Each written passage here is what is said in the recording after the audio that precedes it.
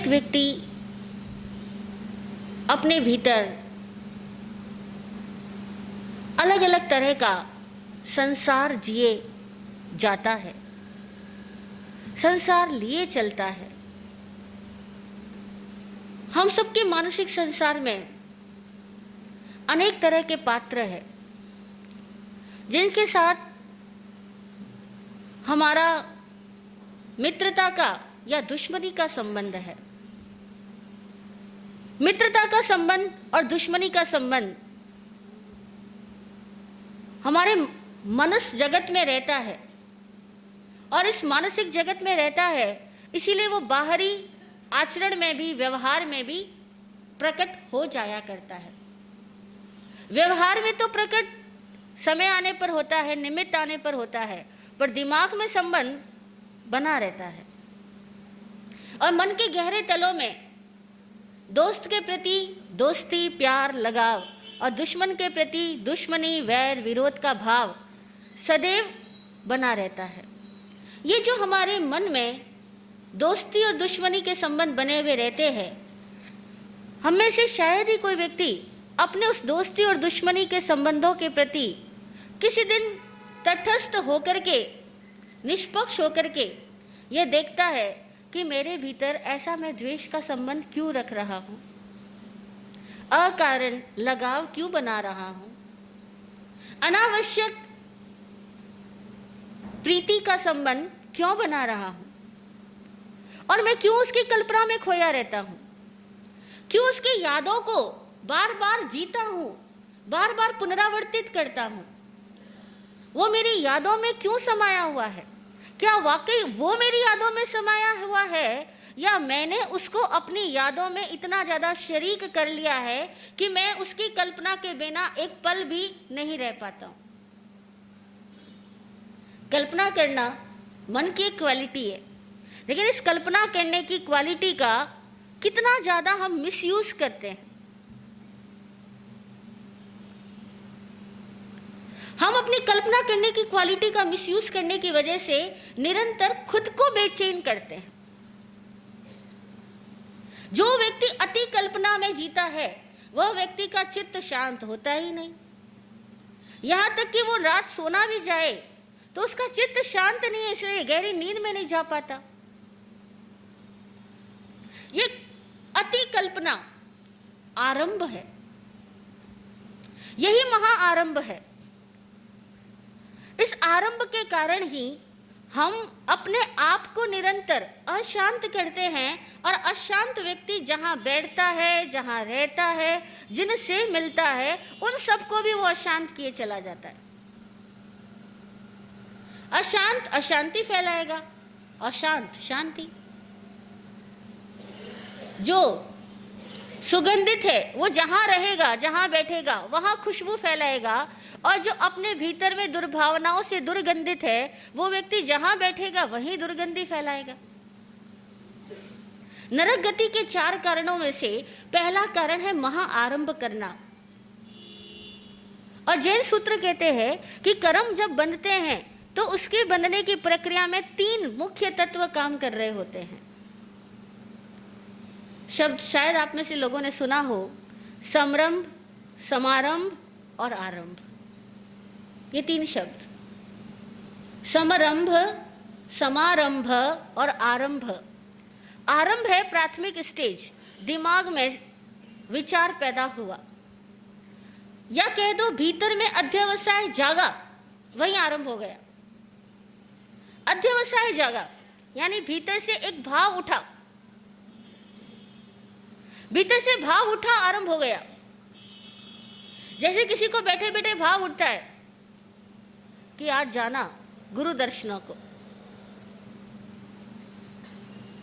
भाव उठा, आरंभ है, शुभ आरंभ है, क्योंकि अच्छा भाव उठा।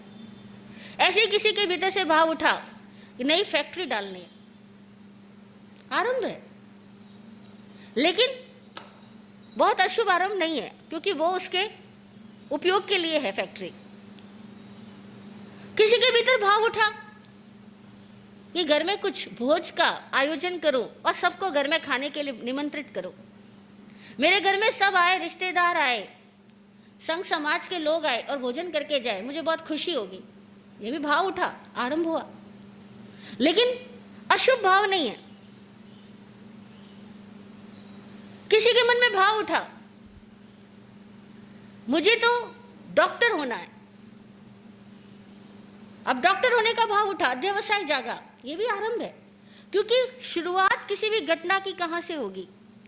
शुरुआत जहां से होगी वह है अध्यवसाय का उठना, भाव का उठना। और उस अध्यवसाय उठने, भाव उठने को ही शास्त्रों में आरंभ कहा गया, क्योंकि आरंभ यानी शुरुआत। आरंभ दो प्रकार का बताया, एक शुभ आरंभ, एक अशुभ आरंभ। एक शुभ संकल्प जागा और एक अशुभ संकल्प जागा। ऐसे ही किसी चोर के मन में भाव उठा, आज जाऊं और किसी बड़े सेठ के यहां चोरी करूंगा, आज किसी राजा के यहां चोरी करूंगा। अब देखो, हर किसी चोर के मन में ना तो राजा के यहां चोरी करने का भाव जागेगा, ना बड़े सेठ के यहां। कई चोर ऐसे होंगे जिनके मन में भाव उठेगा, बस किसी की पॉकेट मार लो, बस किसी की सोने की चेन छीन लो। अब सबके भाव भी अलग अलग उठने वाले, क्योंकि एक चोर को अपनी योग्यता पे जितना ज्यादा भरोसा होगा वो उतनी बड़ी चोरी की बात सोचेगा। और एक चोर है, उसको इतना भरोसा नहीं है कि मैं कोई बड़े राजा के यहाँ चोरी कर सकता हूँ, तो उसका भाव भी उतना ही उठता है कि चलो किसी की चेन छीन आते हैं, किसी का बटुआ ले आते हैं। तो अलग अलग भाव उठते हैं, कल्प उठता है, और सबके संकल्प अलग अलग होंगे, क्योंकि सबको अपनी क्षमताओं का परिचय अलग अलग है, सबको अपनी क्षमताओं का एहसास अलग अलग है। एक पढ़े लिखे आदमी को प्रायः यह एहसास हो जाता है, मैं बहुत पढ़ा यानी मैं योग्य हूं। कई बार कम पढ़े लिखे आदमी को यह एहसास रहता है, अरे मैं तो पढ़ ही नहीं पाया, मैं योग्य नहीं हूं, तो मैं बहुत बड़ा फैक्ट्री कैसे खोल सकता हूं, मैं बहुत बड़ी कंपनी कैसे खोल सकता हूं, क्योंकि मैं तो पढ़ा ही नहीं। इसके विपरीत भी हो सकता है। कई बार गैर पढ़े लिखे लोगों में भी प्रबल विश्वास होता है और पढ़े लिखे लोगों में भी आत्मविश्वास की कमी होती है, और दोनों को अपनी योग्यता के अनुरूप संकल्प उठते हैं। योग्यता के अनुरूप संकल्पों की शक्ति बनती है, और समझ के अनुरूप संकल्प शुभ या अशुभ बनते हैं। समझ अच्छी है तो संकल्प शुभ पैदा होते हैं, समझ बुरी है तो संकल्प अशुभ पैदा हो जाते हैं। कई लोगों को समझ ही ऐसी होती है कि पैसा कमाना यानी चोरी चकारी तो करनी पड़ेगी, पैसा कमाना यानी झूठ सांस तो करना ही पड़ेगा, पैसा कमाना यानी कहीं ना कहीं लूट तो मचानी पड़ेगी। अब ऐसा उनका विश्वास है। ऐसे विश्वास को जैन सूत्रों में कहते हैं मिथ्या दर्शन। मिथ्या दर्शन, गलत श्रद्धान, गलत विश्वास, रॉन्ग बिलीफ, रॉन्ग अंडरस्टैंडिंग, ये मिथ्या दर्शन है। कि बिजनेस कोई बिना चोरी के हो सकता है क्या? कोई बिना झूठ बोले हो सकता है क्या? कोई बिना धोखा दिए हो सकता है क्या? हो ही नहीं सकता। ऐसा विश्वास रॉन्ग बिलीफ है। तो अब देखो, कई लोग शक्ति संपन्न तो बहुत होते हैं, क्षमताएं बहुत होती है, लेकिन उनके विश्वास गलत होते, उनकी समझ गलत होती है। अब गलत समझ और खूब क्षमताएं क्या करेगी? गलत समझ और खूब क्षमताएं आरंभ जब करवाएगी तो वो महा आरंभ करवाएगी, नकारात्मक आरंभ करवाएगी, अशुभ आरंभ करवाएगी, और वह अशुभ आरंभ ही नरक गति का निर्माण करेगा। आज विश्व में सर्वत्र आतंक है आतंकवादियों का। ये आतंकवादी कैसे निर्मित होते हैं? हमारे जैसे इंसान होते हैं, लेकिन उनके दिमागों में गलत विश्वास कूट कूट करके भरा जाता है। बचपन से उनको ट्रेनिंग दी जाती है कि अपना धर्म ही महान धर्म है, अपने धर्म के लिए मर मिटो और पूरी दुनिया को अपने धर्म का अनुयायी बनाओ, और जो तुम्हारे धर्म को नहीं मानता है वो काफिर है। जो देश तुम्हारे धर्म को नहीं फॉलो करता है तुम वहां जिहाद कर लो।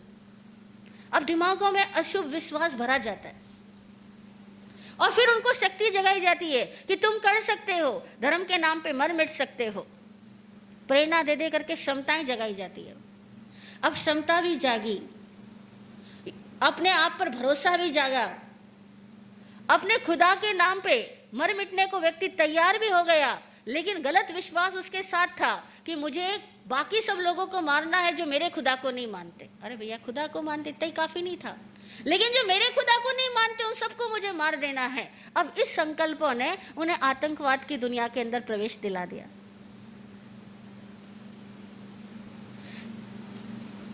हम देखें इस एक दुनिया में कितनी दुनिया है, इस एक संसार में कितने संसार हैं। हर एक व्यक्ति का अपना निजी संसार है, हर एक व्यक्ति अपने दिमाग के अंदर एक अलग ही दुनिया बना करके जीता है, नहीं जीता। अब वो आतंकवादी ने ऐसी दुनिया बना ली कि बस इस दुनिया के अंदर अगर जीना है तो एक ही काम करना है कि सबको डराओ और अपने पंथ का फॉलोवर बनाओ, तो ही तुम्हारा जीना सार्थक है। सबको डराओ, ललचाओ, ना माने तो मार डालो, लेकिन उसको अपने धर्म का फॉलोवर बनाना जरूरी है। अब वो नहीं जानते कि धर्म क्या है, बस उनके दिमाग में भर दिया गया। और ये जो दिमाग में भरने वाले हैं वो कौन है? समाज में धार्मिक कहलाने वाले लोग ही उनके दिमाग को भर रहे। सो कॉल्ड धार्मिक लोग, तथाकथित धार्मिक लोग ही होते हैं जो लोगों के दिमागों के अंदर में धर्म के नाम पर झगड़ा करना सिखाते, गुरुओं के नाम पर झगड़ा करना सिखाते, संप्रदायों के नाम पर झगड़ा करना सिखाते, बस कट्टरवाद सिखा देते हैं। वो कट्टरवाद ही अगर अति कट्टरवाद हो जाए तो आतंकवाद बन जाता है। और ये दिमाग हमारा ऐसा है जैसे ये जमीनें होती है, उर्वरक जमीन, उर्वरक भूमि। ये हमारा सबका दिमाग भी उर्वरक भूमि है। किसी का कुछ ज्यादा उर्वरक है, किसी का कुछ कम उर्वरक है, लेकिन सबके दिमाग उर्वरक भूमि की तरह है। और हमारे दिमाग के अंदर जैसे विचारों के बीज डाल दिए जाते हैं, वही विचारों के बीज समय आने पर पक करके फसलें बन जाते हैं। और विचारों के बीज ऐसे हैं कि दाएं गिरे, बाएं गिरे, उल्टे गिरे, तिरछे गिरे, सीधे गिरे, कैसे भी गिरे, वो विचारों के बीज जमीन में पकड़ बनाते ही हैं और अपनी फसल पैदा करते ही हैं। आप देखो हमारी लाइफ की कोई भी घटना घटी हो, शुरुआत कहां से हुई थी? शुरुआत विचारों के बीजों से हुई थी। कोई साधु भी बना था तो उसके पहले विचारों में आया था, भावनाओं में आया था। कोई व्यक्ति अगर बहुत बड़ी बिल्डिंग भी खड़ी करता है तो उस बिल्डिंग को सबसे पहले वो कहां बनाता है? कहां बनाता है? वो बिल्डिंग सबसे पहले उसके भावों में बनती है, अध्यवसाय में बनती है, उसके विचारों में बनती है, और उसके बाद में वो बिल्डिंग का नक्शा बनाता है। वो जो भावों में बिल्डिंग बनी ना, आरंभ तभी हो गया। घटना वहीं शुरुआत हुई, और जितने संकल्पों के साथ शुरू हुई उतने ही संकल्पों के साथ वो घटना जल्दी ही घट जाने वाली है। इसीलिए हम बच्चों को सिखाते हैं, अच्छे काम करना हो तो पहले अच्छे संकल्प करना सीखो, कुछ बनना हो तो पहले अच्छे संकल्प करो, संकल्प करोगे तो अच्छे बच्चे बनोगे। ये संकल्प जो सिखाते हैं, ये सिखाने वाले सीखे कि हम सही संकल्प दे पाते हैं या गलत संकल्प दे देते हैं, हम सही विचार दे पाते हैं या गलत विचार दे देते हैं। और फिर जो लोग विचार लेते हैं, अगर वे वाकई अपने विवेक नहीं रखते तो जैसा भी विचार आता है हर विचार को दिमाग में स्थान दे देते हैं। और जो विवेकी होते हैं वे विचारों को फिल्टर करके अपने दिमाग में स्थान देते हैं। अब जरा देखना, हम लोग अपने विचारों को दिमाग में स्थान तो देते हैं, लेकिन फिल्टर करके देते हैं या बिना फिल्टर किए दे देते हैं?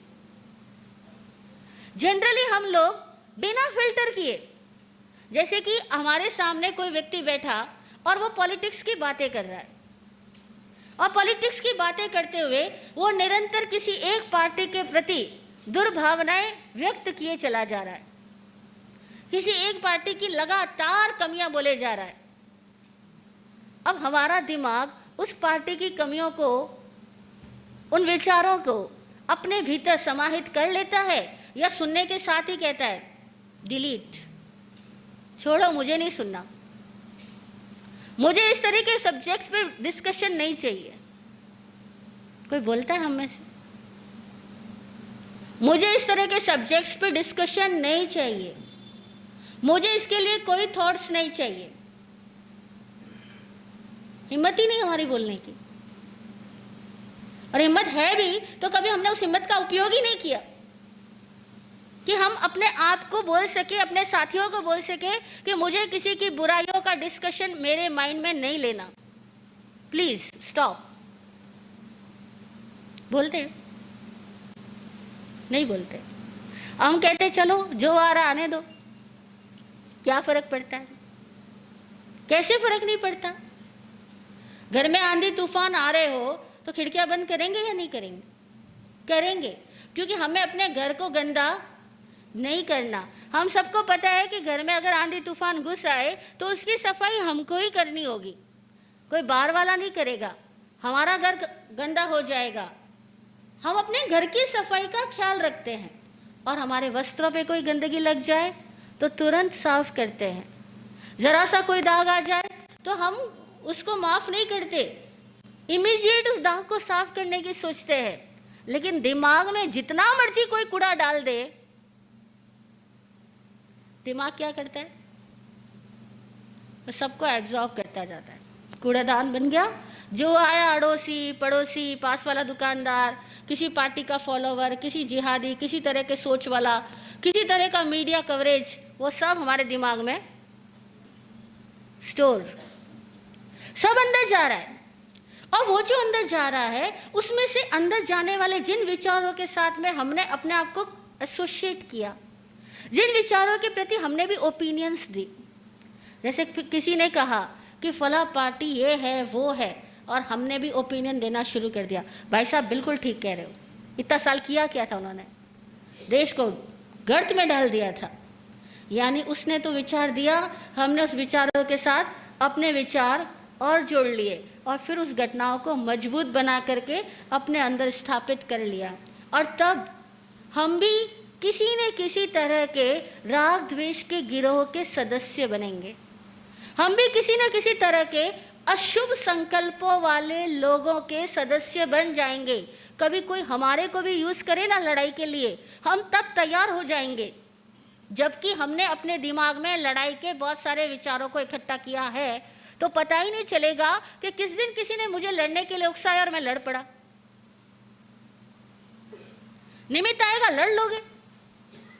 आप देखो, घर परिवार में ही देख लो, अगर आपके सामने कोई किसी पर्सन की बुराई करे और आपने उसमें हाँ में हाँ मिला दी, उसके बाद में हो सकता है बुराई करने वाला किसी दिन पर्दे पर नहीं है, आप पर्दे पर हो, और वो व्यक्ति सामने आ गया और उसने जरा कुछ बोल दिया। अब हमारे अंदर से जो कुछ निकलेगा वो वही नहीं होगा जो इस समय उसने बोला उसका जवाब है, बल्कि वो सब कुछ होगा जो हमने उसके बारे में पहले सुना है, पहले सोचा है, और पहले हमने जो जो उसके बारे में ओपिनियन बनाई है, वो सारे विचार मिलकर के एक आवेग का निर्माण करेंगे, और वह आवेग उस व्यक्ति पर निकलेगा, फूटेगा, और फिर हम कहेंगे मुझे सब पता है तू कौन है, किसके लिए तू क्या करता है, तूने उसके साथ ऐसा किया, उसके साथ वैसा किया। मतलब वो बातें अभी थी नहीं, वर्तमान में ऐसा कोई सीन नहीं था, और उसने किसी के साथ कुछ किया या नहीं किया हमें नहीं पता, लेकिन हमारे दिमाग में किसी ने भरी थी, और अब हमारा दिमाग बंदूक की नाली की तरह भरे हुए कारतूसों को वापस अपनी जुबान के द्वारा बाहर निकालता है और दूसरों पर गोलियां दागता है। और दूसरा व्यक्ति अगर वो हमारे प्रति सद्भाव रखता था तो उसका मन को हमने छलनी कर दिया, उसके प्राणों का अतिपात कर दिया, और वो व्यक्ति सोचता है हाय रे, मैं तो इसके भला चाहता था, ये तो मेरा इतना बुरा चाहता है। अब वो भी वापस क्या बन जाएगा? हमारा द्वेषी बन जाएगा। यानी हमने द्वेष के विचारों को स्थान दिया, हमारे मुंह से द्वेषजनक शब्द निकले, और सामने वाले को भी हमने द्वेषपूर्ण बना दिया। दो व्यक्तियों की लड़ाई है तो वातावरण बहुत ज़्यादा प्रभावित नहीं होगा। दो व्यक्तियों की लड़ाई है तो उनके परिवार के रिश्तों में वो जिस लेवल के रिश्ते हैं उतना ही वातावरण प्रभावित होगा। लेकिन अगर ये ही दो लड़ाइयाँ अगर दो गुटों में हैं, दो अलग अलग ग्रुप्स में हैं, तब कितने लोग प्रभावित होंगे? लड़ने वाले 2 लोग होंगे और प्रभावित होने वाले कितने लोग होंगे? पूरे 2 ग्रुप। 2 ग्रुपों में लड़ाई हुई, 2 ग्रुपों में कंपटीशन हुआ, अब पूरे 2 ग्रुप्स प्रभावित होंगे। और अगर यही लड़ाई पूरे 2 वर्गों में है, 2 संप्रदायों में है, अब कितने ज्यादा लोग प्रभावित होंगे? लड़ाई तो हमेशा कुछ एक लोगों में होती है, लेकिन वे कुछ एक लोग अगर अलग अलग ग्रुप्स के प्रतिनिधि है, अब उनके लड़ाई का प्रभाव दूरगामी होगा। और अगर वही लड़ाई 2 देशों के बीच में हो जाए तो ना तो पूरे भारतवासी गलत है, ना पूरे भारतवासी सही है, ना तो पूरे पाकिस्तानी गलत है, ना पूरे पाकिस्तानी सही है। चाहे पाकिस्तान ले लो, चाइना ले लो, अमेरिका ले लो, कोई भी कंट्री का नाम ले लो, किसी भी कंट्री के 2 लोग, 2 परस्पर लोग, सारे ना सही होते, सारे ना गलत होते हैं, लेकिन कुछ लोगों की लड़ाई में बाकी सारे लोग पिसते हैं, मारे जाते हैं। तो महाआरंभ क्या हुआ? एक तो हुआ आरंभ, गलत विचार किया, गलत प्रभाव छोड़ा। एक वो महाआरंभ, यानी आपने विचार भी किया तो देश को मारने का, देश को बर्बाद करने का, पूरे संप्रदाय को बर्बाद करने का, पूरी मानवता को खत्म करने का। और लोग ऐसे ऐसे विचार करते हैं और ऐसे ऐसे विचार दूसरों के दिमाग में डाल भी देते हैं। अरे इतनी जनसंख्या बढ़ रही है, पूरा प्राकृतिक असंतुलन हो रहा है, अच्छा यही हो कि बहुत सारे मनुष्यों को खत्म कर दिया जाए, ताकि ये पृथ्वी थोड़ी मनुष्यों से खाली हो जाएगी तो सबको प्राकृतिक संसाधन बराबरी से मिला करेंगे। ऐसे भी कई वैज्ञानिकों ने नए विचार पैदा किए और अपने इन विचारों के तहत उन्होंने नए आविष्कार किए, जिससे कि पूरी की पूरी मनुष्य जाति के दिमाग को इस तरह से बना दिया जाए कि वे आपस में एक दूसरे के लिए बम ब्लास्ट का काम करें। अब इतना बड़ा सोच कि लोगों को खत्म कर दो, क्योंकि परमात्मा की बनाई हुई सृष्टि में अगर इतने सारे लोग हो रहे हैं तो इस सृष्टि में सारा डिस्टर्बेंस पैदा हो रहा है, तो हम इनको खत्म ही कर देते हैं। हम खत्म कर देते इस जाति के जीवों को, इस जाति के लोगों को, चाहे वो जानवरों की जाति के हो, पक्षियों की जाति के हो या इंसानों की जाति के लोग हो, उनको खत्म करने की, तबाह करने की सोच महाआरंभ है। और ये सोच कैसी है कि ये सोच एक से पैदा हुई, अनेकों में ट्रांसफर होगी और अनेकों लोगों के ये विचार शक्ति मिल करके, उनकी अगर क्षमताओं का स्तर बहुत बड़ा हुआ है और उनके विचार गलत है तो वे महान आरंभ करेंगे। अल्प क्षमता वाला व्यक्ति आरंभ भी करेगा तो अल्प करेगा, और महान क्षमता वाला व्यक्ति आरंभ भी करेगा तो महान करेगा। क्षमता होना अच्छी बात है, लेकिन क्षमताओं का सही दिशा होना, सही दिशा में क्षमताओं का उपयोग होना, उससे ज्यादा जरूरी बात है। क्षमताएं हैं लेकिन सही दिशा में नहीं है। जैसे एक आदमी को ऊंची आवाज में बोलना आता है, लेकिन वो केवल लड़ने के लिए ऊंची आवाज का प्रयोग करता है, भक्ति गाने के लिए नहीं करता। वो ऊंची आवाज का प्रयोग भी करता है तो किसी को प्रेरणा देने के लिए नहीं करता, बल्कि किसी की प्रेरणाओं को मारने के लिए करता है। तो अब वो अपनी क्षमताओं का दुरुपयोग कर रहा है। और ऐसा व्यक्ति जिसमें बहुत क्षमता और फिर दुरुपयोग, तो वो ज्यादा विनाश करेगा। अल्प क्षमता, अल्प दुरुपयोग, कम विनाश करेगा। इसलिए क्षमता के साथ में एक खतरा होता है। तो हर कोई सामाजिक व्यक्ति क्या चाहते हैं कि ज्यादा क्षमताओं को बढ़ने ही मत दो। ज्यादा क्षमताएं बढ़ेगी तो कुछ खतरा हो जाएगा। पर हकीकत यह कि खतरा क्षमता बढ़ने से नहीं होता है, खतरा होता है गलत समझ से, मिथ्या दर्शन से, रॉन्ग अंडरस्टैंडिंग से, रॉन्ग बिलीफ से। और सबसे बड़ा ये रॉन्ग बिलीफ, रॉन्ग अंडरस्टैंडिंग आती कहाँ से है?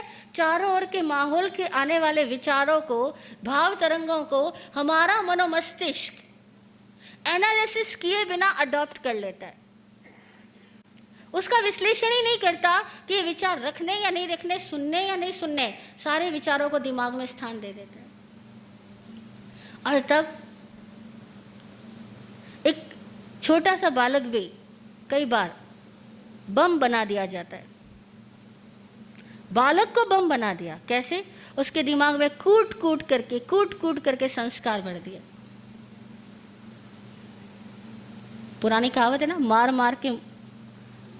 मुसलमान बना दिया। मुसलमानों से हमें कोई वैर विरोध नहीं है, कोई द्वेष नहीं है। वो अपनी जाति के हैं, अपने तरीके के हैं, उनकी अपनी स्टाइल है। लेकिन हमारे दिमाग में जब मार मार करके कोई बातें भर दी जाती है, वे चीजें सही है या गलत, इसका विवेक कौन लगाता है? और जब तक विवेक लगाने का समय आता है या जब तक विवेक बुद्धि जागृत होती है, उसके पहले तो हम इतना विनाश कर चुके होते हैं कि उस विनाश के प्रभाव, विनाश से पैदा हुए प्रभाव और तरंगे हमें फिर नहीं बख्शती। और तब हम कहते हैं, अरे भैया मैं तो बदल गया, मेरे साथ ऐसा क्यों होता है? तो जीव नरक गति में चला जाता है। क्यों?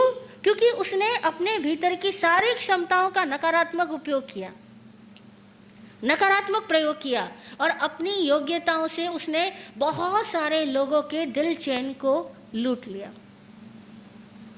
और नरक गति में जाने का सबसे बड़ा कारण जो है वो हिंसात्मक विचार है। महाआरंभ यहां हिंसा के लिए कहा गया। हिंसात्मक विचार, किसी को नष्ट कर देने के विचार, किसी को समाप्त कर देने के विचार, प्राणघात करने के विचार, चाहे वो व्यक्ति आत्मघाती हो या व्यक्ति पूरे समाज का उपघाती हो। और नरक गति में जाने वाले व्यक्ति, ऐसा नहीं है कि उनके पास में दिमाग नहीं होता। कई बार उनके दिमागी क्षमताएं कुछ स्पेशल होती है, कुछ बढ़ी हुई होती है। मतलब उनके पास हो सकता है सिक्स सेंस भी पावरफुल हो, उनको इंट्यूशंस भी आते हो, लेकिन उनके सारे इंट्यूशंस रॉन्ग इंटेंशंस की वजह से नेगेटिव फ्रीक्वेंसी में ही मूव करते हैं। और तब ऐसे लोग जो नरक का निर्माण करते हैं, वो इतना भयंकर नरक का निर्माण करते हैं कि सारी उनकी मानसिक क्षमताएं मानसिक हिंसा में ही प्रयुक्त होती रहती है। और दिन रात लोग जलते हैं। हम कहते हैं नरक गति में कोई जाता है, उसको दिन रात कढ़ाई में जलाया जाता है, तुम्बी में पकाया जाता है, अस्त्र शस्त्रों से छेदा भेदा जाता है। अब इन सारी बातों के जरा अर्थों को जाएं, समझें। तो नरक गति में ये सब कुछ जो होता है वो कहाँ होता है? फिजिकल लेवल पे होता है या मेंटल लेवल पे होता है?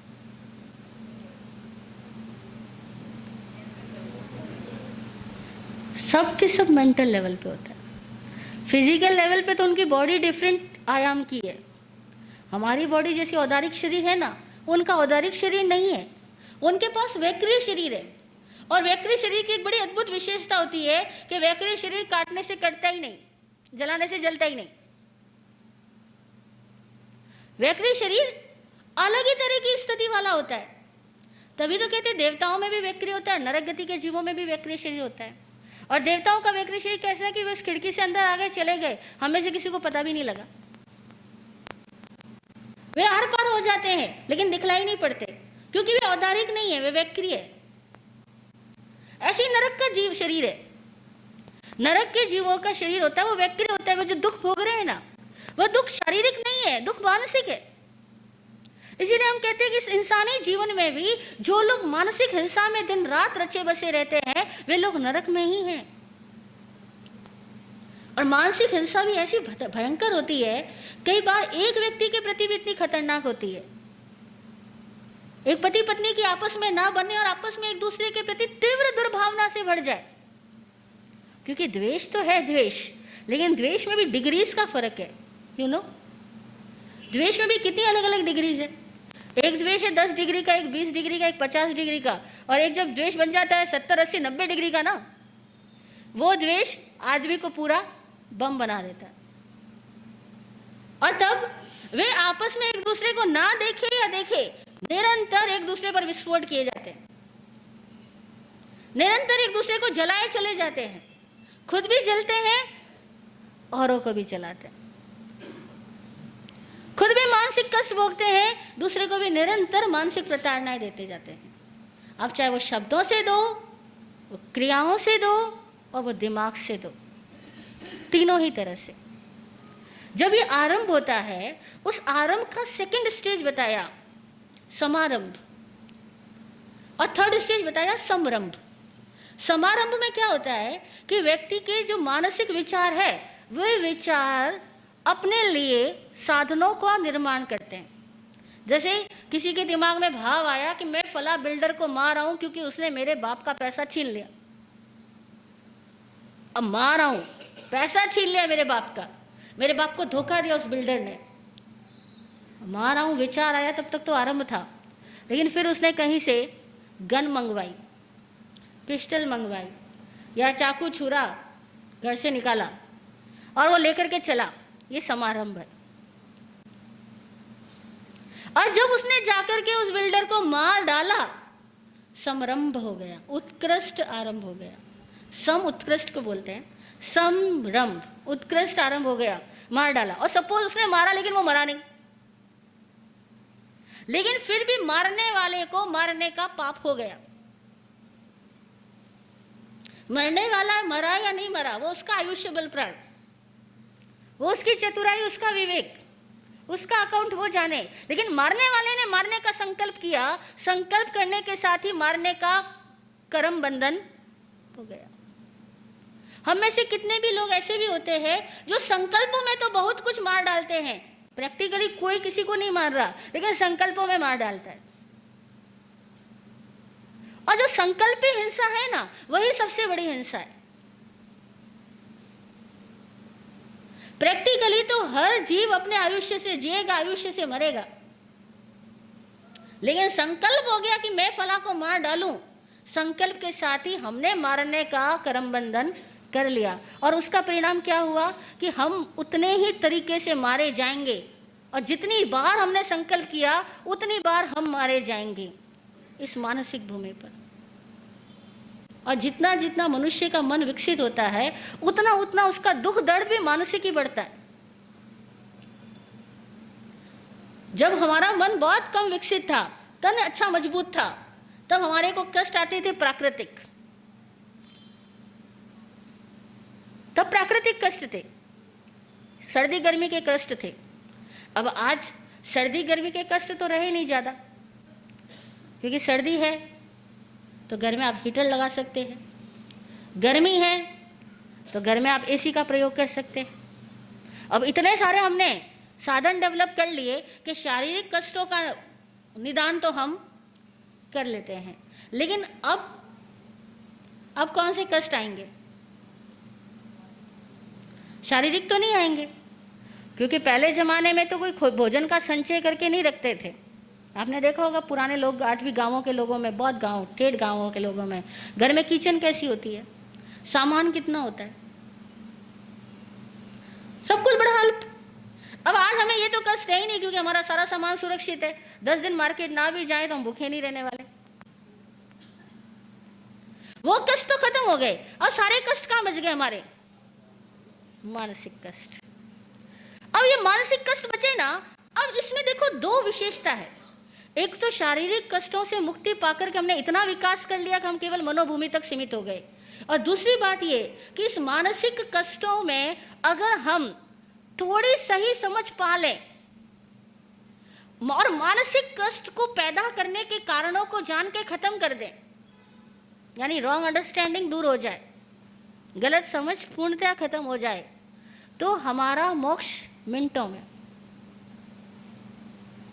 पहले जमाने में मोक्ष पाने में भी करोड़ों वर्षों की साधना करनी पड़ती थी, और आज मुक्त होने के लिए 20, 30, 40 वर्ष की साधना, वो भी बहुत बड़ी बात कर रही हूँ, 6 महीने में भी हो जाए।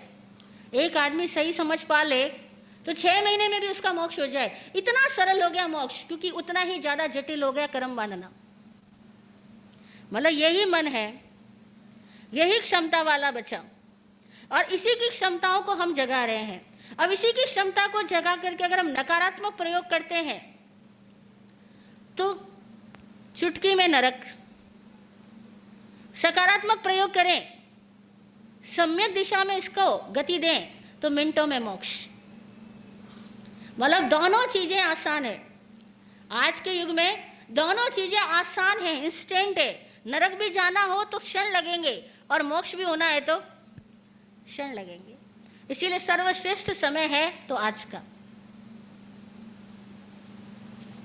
सबसे बढ़िया समय अगर कोई है इस धरती पर तो आज का समय सबसे बढ़िया है, आज का ज़माना सबसे बढ़िया है। आज हमारे पास में धर्म अध्यात्म को समझना हो तो भी हमारे पास में बहुत इजीली अवेलेबल सारे साधन हैं, और पाप और दुष्टता में जाना हो तब भी इजीली अवेलेबल साधन है। कुछ नहीं करना पड़ता, ज़रा वीडियो गेम्स खेलने बैठ जाओ, ज़रा डिस्ट्रक्टिव प्रोग्राम्स देखने बैठ जाओ, एक्शन मूवीज़ में रस लेने लग जाओ। कुछ नहीं करना, बैठे बैठे आपको किसी को मारने ही नहीं जाना, हाथ भी नहीं हिलाना, बंदूक भी नहीं चलाना। दिमाग की सारी बंदूकें चला लेगा और नरक में पहुंच जाएगा। कोई बाहरी युद्ध करने की जरूरत नहीं है, मानसिक युद्ध करो, नरक।